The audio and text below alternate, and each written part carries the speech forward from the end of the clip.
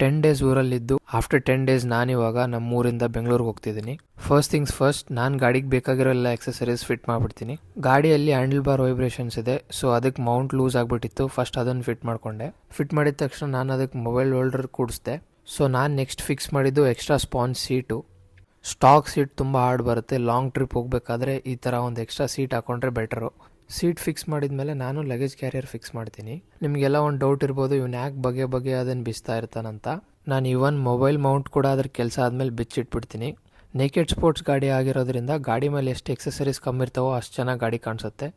ನಮ್ಮೂರಿಂದ Bengaluru around 600 kilometres ಇದೆ.